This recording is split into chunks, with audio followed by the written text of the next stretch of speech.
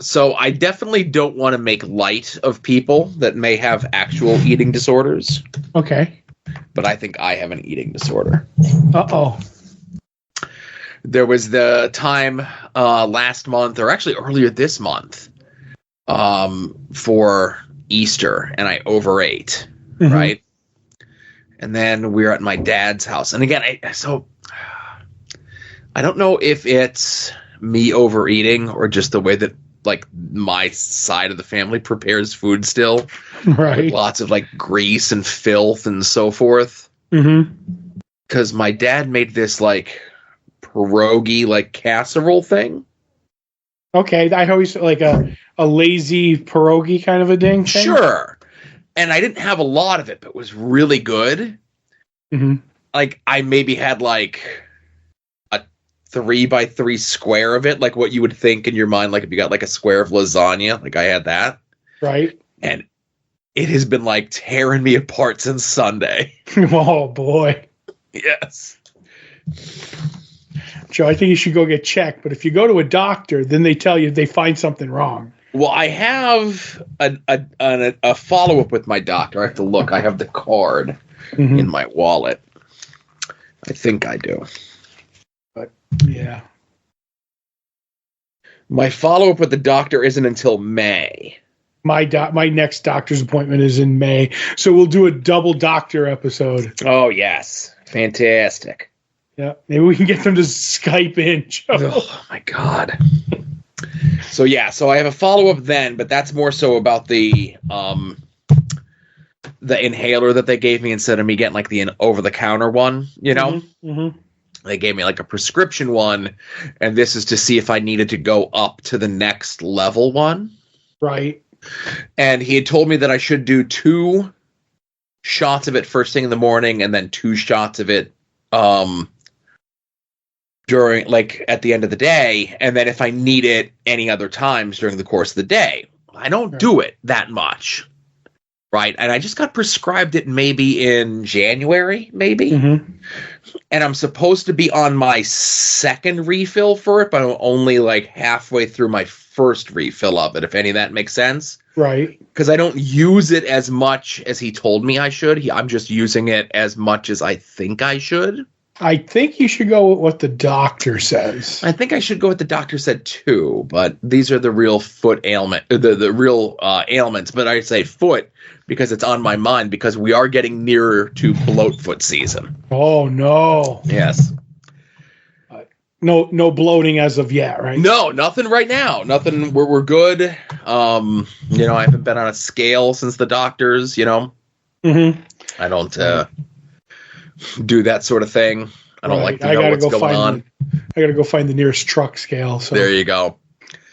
Okay, and I just wanted to look at that real quick as we were talking. I've been very bad also too, but that needs to turn around. So we'll see. I may have gone for peanut sticks this weekend too. to the place in between, like. I can't even say by me, but because it's like out of the way for me, it's really out of the way for you. Right. There's one on my way, but I believe that's, as I always said, that's the one that they ship up from the Exeter one. But yeah, I went up and I walked in and they only had one there. And I was like, do you have any more in the back? She's like, let me make you some. How many do you want? I was like, my God. And it's like, oh, I'm not going to say the number that I got. But I got a few, and I had my drive home 1 or 2, and then I had dinner, and then I had a dessert. So at least 3, you can guess. What is the turnaround time from them starting up a batch and finishing a batch? Oh, I don't know. They just take the stick and roll it in glaze and then roll it in peanuts. Oh, like the donuts are done. Okay. But they just need to be finished as so I don't know how long the donuts were back there. See, that's what I was thinking. Okay. But I will say the glaze is still wet on them. Do you know what I mean? Like, you know how if a donut sits, it kind of dries up. And I don't mean dries up in a bad way. It's just but this was as you're eating it, you're just eating wet glaze with peanuts in it. And I think that's the healthiest of the food groups, Joe. Oh my God.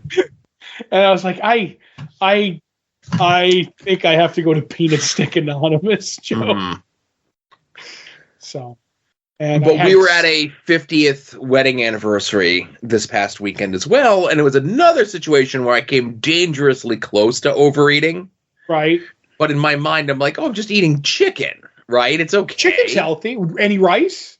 No, not that healthy. But they were like chicken things, like little wrapped up chicken things. Some of them were in like broccoli and cheese. Okay. And other ones were in stuffing.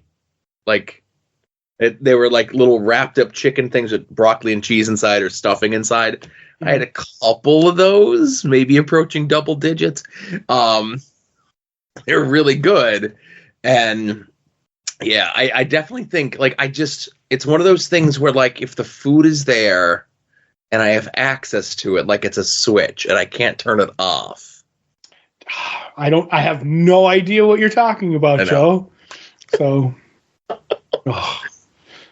So did you wash down any of your peanut sticks with your blue milk that I saw you posting about? No, I did not because I bought it and I put it right in the fridge to get even colder than it was when I bought it.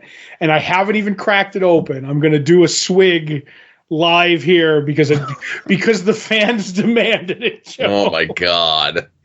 But yeah, I have my blue milk here, and Matt stole my joke that it's for Star Wars Day, but it has to be sold by 5/2/24, so it's not even good for May the 4th.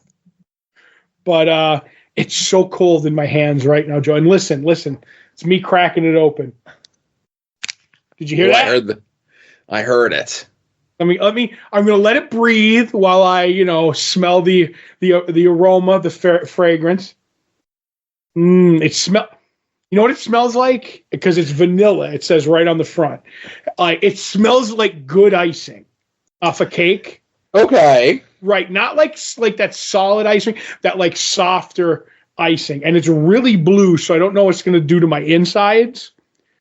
But I'm thinking about doing that thing where I take a swig like wine and I swish it around and then you inhale real quick so you can get the flavor. Or I'm just going to take a slug, one or the other, Joe. And again, there was days when I knew this a little bit better, but you need to, put it in the big glass, right? Swirl it. And that lets it breathe. Mm-hmm. And that kind of like, what would a milk sommelier? What are they? Right, I think it's what I'm talking about. Yeah, salmony. Yes, but I don't know what you would call that. Well, it's so funny too because your milk expires, and again, I didn't reply to this, but it's not that it expires. It's just best if used by that date. Right, but slowly after that, I've had milk, and you can kind of smell the stank on it. I've had almond milk go bad, so I can relate. You know what? And just because I'm letting it breathe, I'm not, nor ever have I been like a real milk drinker. So like, I'm probably gonna have brittle bones in the next like 2 days or 3 days. Oh, I know a guy. Because I'm doing. I hope I don't have bird bones in my near future, but I was never a milk drinker, so I always worry that for a while there I was on vitamin D. They made me take pills for it, and I wonder how my skeleton is going to be when I'm not at the peak of health like I am now, Joe. So right, but I assume you get calcium from other places. I guess I don't know where I would get it from. I don't know where you get it either. But your milk expires on May 2nd. Mm-hmm. May 4th, of course, May the 4th be with you. Right. But May 3rd, did you see that they're doing a limited run engagement of the Phantom Menace on May 3rd? No. I just saw it come across the timeline today. And then I wonder if they have, you mix it with tequila for Cinco de Mayo. Oh. I say you should save it the extra day, go to the Phantom Menace, take a big chug, and then vomit the blue milk all over the people there to see the Phantom Menace on purpose. I would never do that. I'm buying a ticket right now as we speak. I'm sad that Phantom Menace, it's the 25th anniversary of Phantom Menace, by the way. Right. I can't believe we've gotten to a point where people have worked themselves into a shoot, I guess, that the prequels were good. Well, that's because Rise of Skywalker. That's what that is. Is it? Yeah, it's because, listen, Rise of Skywalker is worse than any of the prequels. I'm sorry. I disagree. That's fine. That's what this show is all about. You being wrong.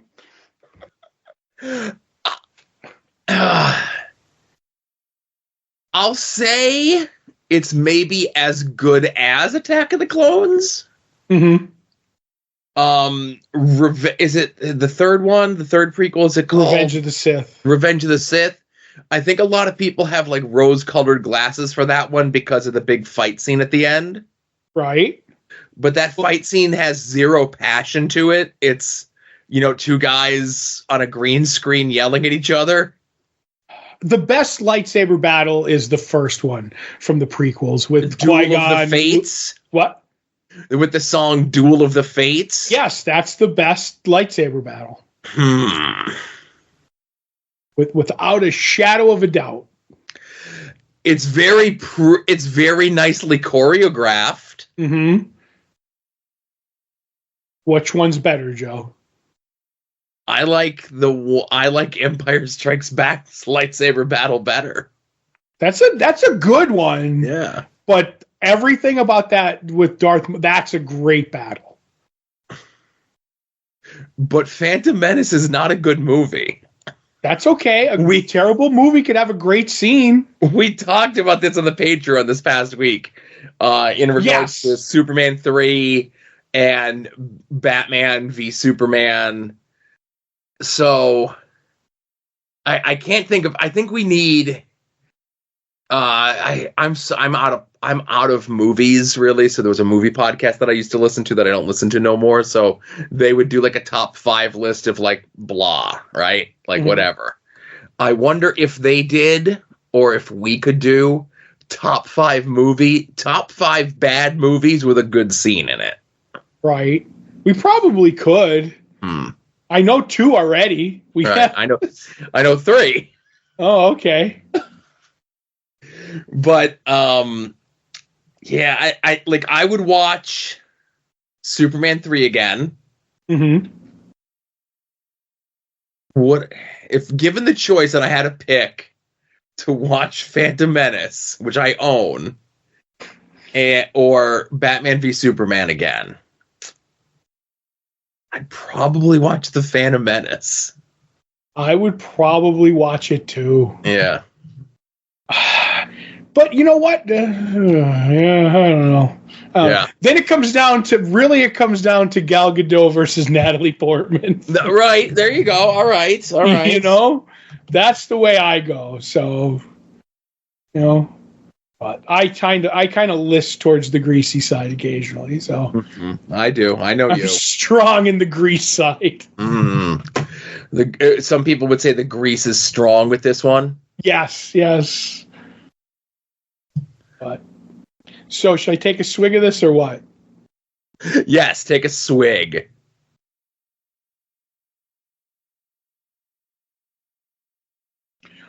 That is really good. It is not too sweet. It has a vanilla hint to it, which is one of my favorite smells / tastes.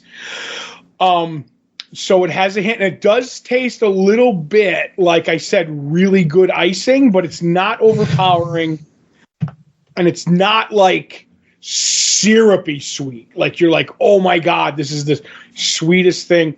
It's like, in your mind, it's about as sweet as chocolate milk is. You know what I mean? Like, but maybe even a little less because vanilla doesn't have that twinge of sweetness to it the way chocolate does. But I'm telling you, I was always a big like vanilla quick guy because that was always the harder one to find around here. Sure. But this is, I think, as good or maybe a little bit better than vanilla quick. I see lots of lists of top, great scenes in bad movies and stuff like that, Right. Just looking to see if there's any that I...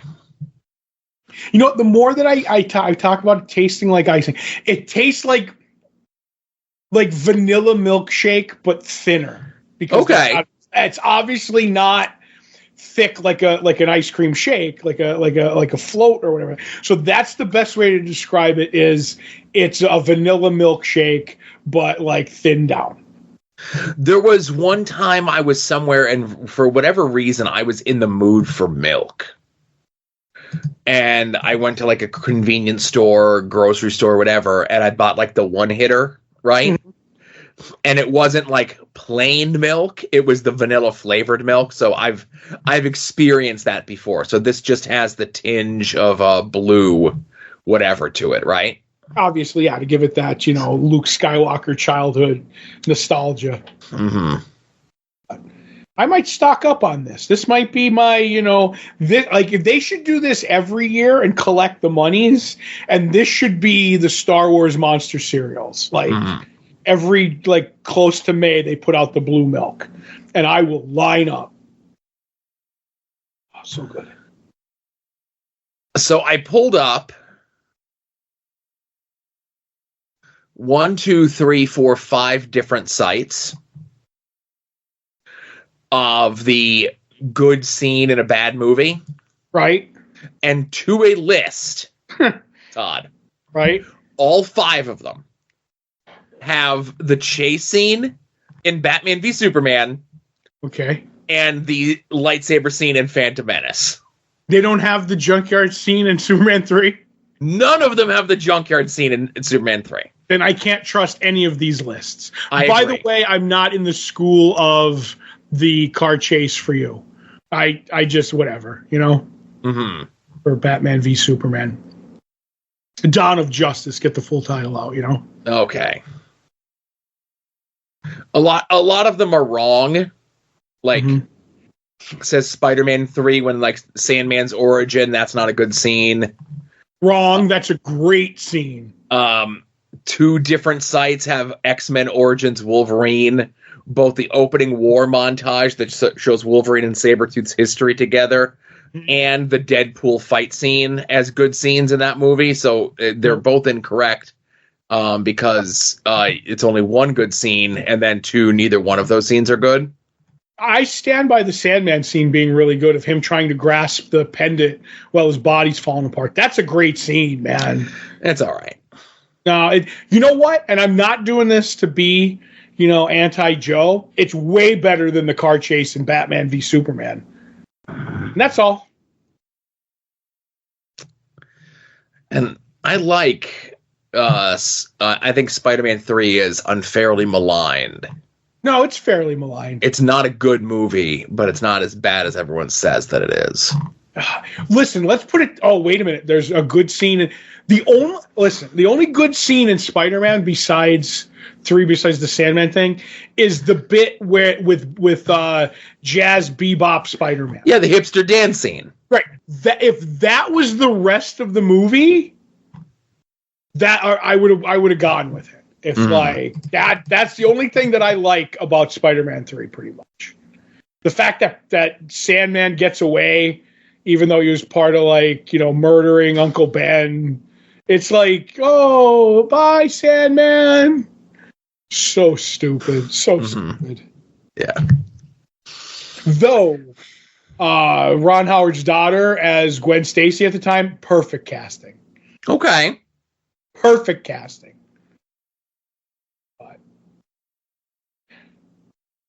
I own a lot of bad movies. Wrestling's considered a movie? No.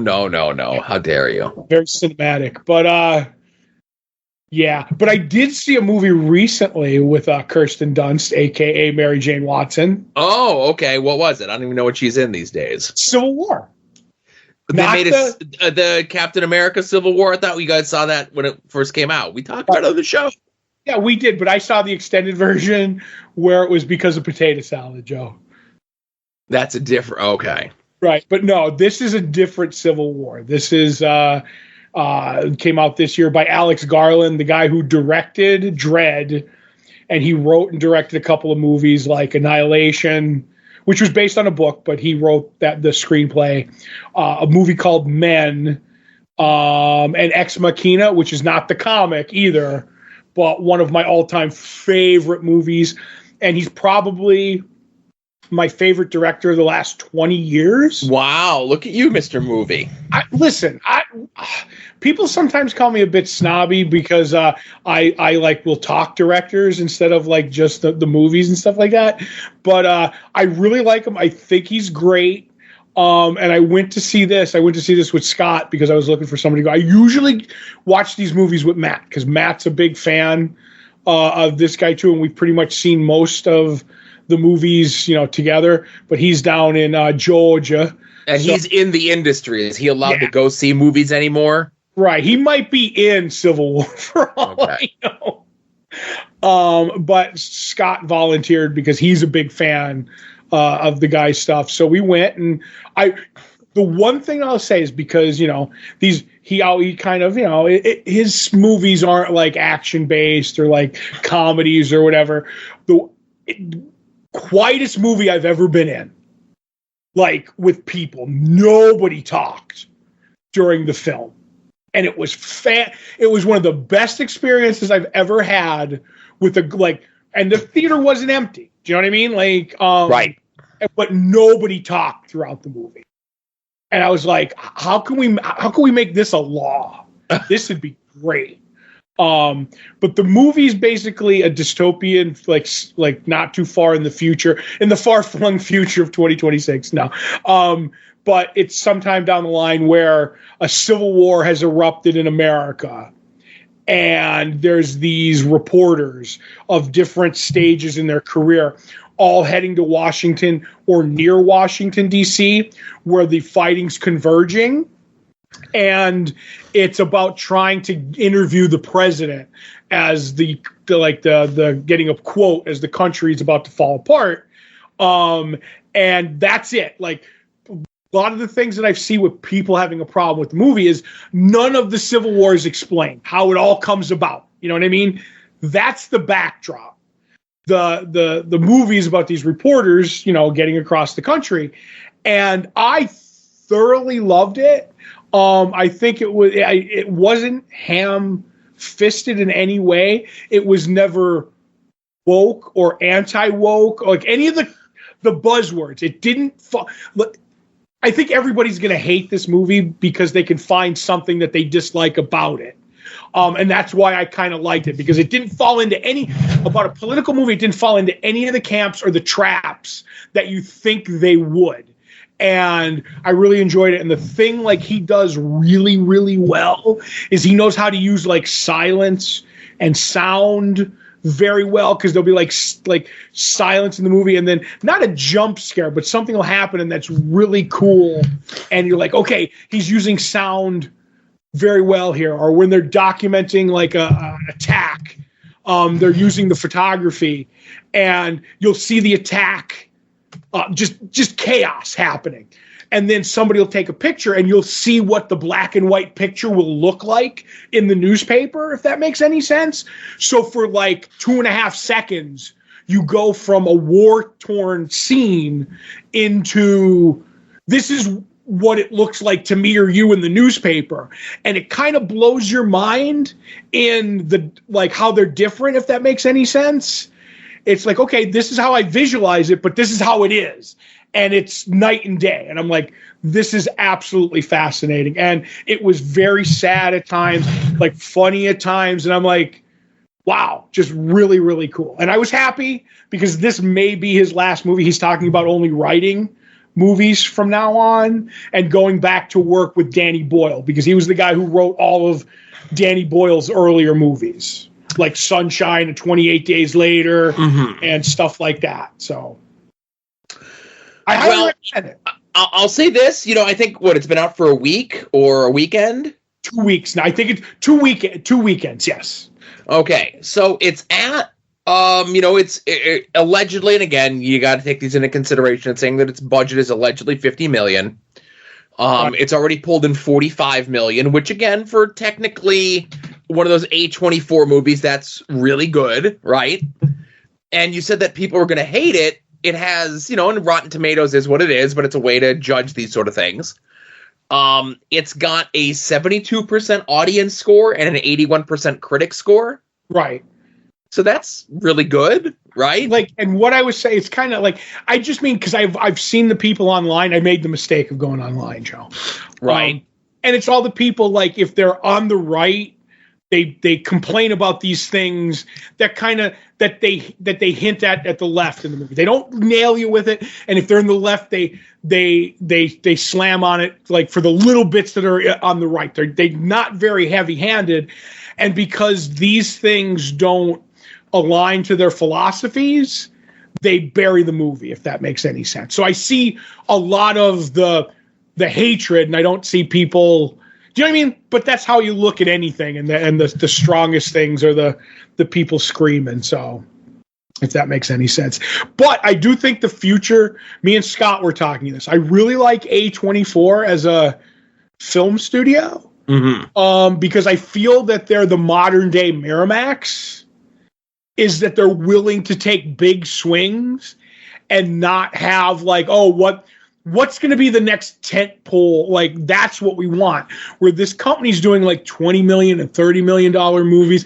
Alex Garland has some cachet, so he gets $50 million movies.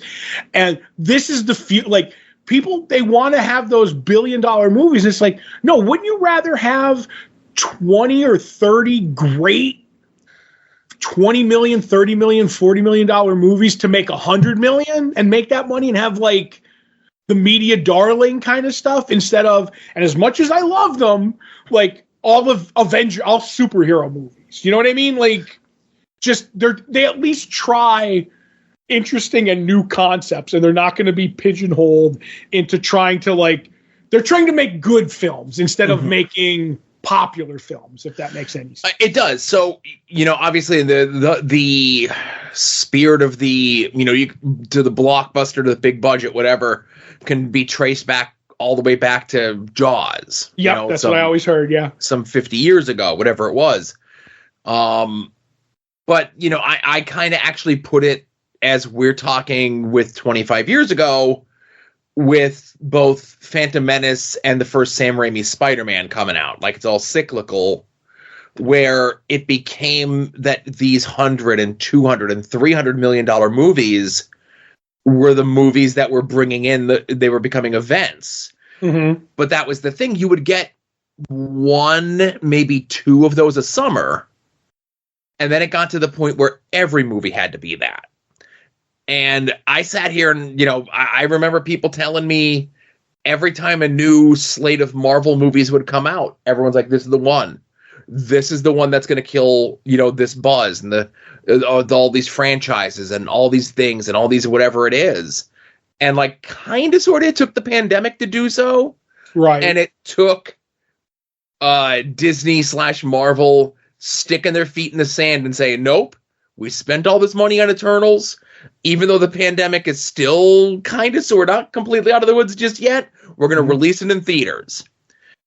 And that's been kind of like the downfall and the souring of these types of movies, even the Marvel ones. And you could argue about the quality of the ones that came before Eternals and the ones that came after Eternals. But I definitely think A24 got in at a good point where they didn't come out of nowhere, but they've been making movies like this for like the last 3 years. And it's kind of been quietly under the radar where, as you mentioned, they are trying these different ideas. And it's not really different ideas. It's just ideas we haven't had the screens for. Because even with near us, we have 10, 20 screen multiplexes. But when those big movies come out, they're on 5, 6, 7 of the screens opening weekends. Yep. And then something that an A24 would release would have to share like times with a screen of like the kids movie that's been in for 2 months, but we can still get the kids to come in for the 10 a.m., the noon, and the 2 o'clock show. But the 4, the 6, and the 8 o'clock show, the kids aren't coming in for. So that's where the A24 movie will go. Right. And I definitely think, whatever your opinion is the last 3 years, 4 years of Marvel movies. And I say Marvel movies because the DC movies are what they are. Right. They're their own separate thing, for better or for worse. And, we'll get there when it comes up in a couple months when the Wolverine Deadpool movie comes out, which is kind of being positioned as the self-parody movie of the big giant Marvel blockbusters that have been going on. Right, it's the Naked Gun or the airplane of superhero movies.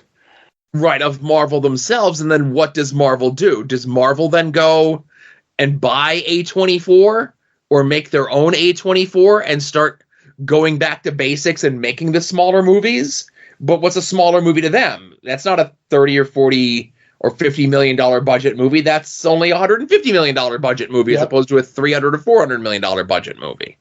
It was like when they bought Pixar, right? Mm-hmm.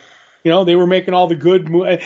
I think if A24 got sopped up by Disney, it would be a bad thing. It would be.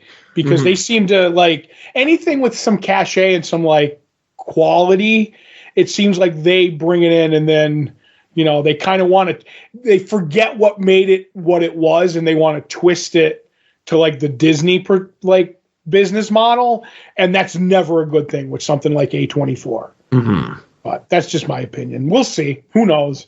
Until all are one. Everything will be on Tubi eventually, Joe. And that's the most important thing, of course. Mm-hmm. But the real most important thing is, of course, to sign up for the Patreon.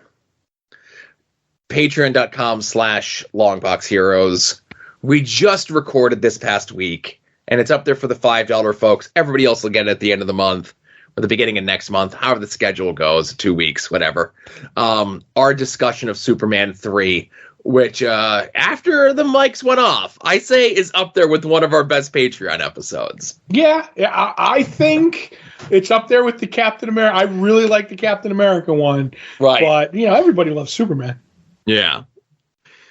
But yeah, so thanks for listening. Kind of a sidetrack here talking about movies, but we got our food talk in. That's most important, you know. Yep. And now I have a belly full of blue milk. And yeah, thanks for listening, everybody, and we'll see you all here next week. You're listening to the soon-to-be-named network, the Lamborghini of podcast networks.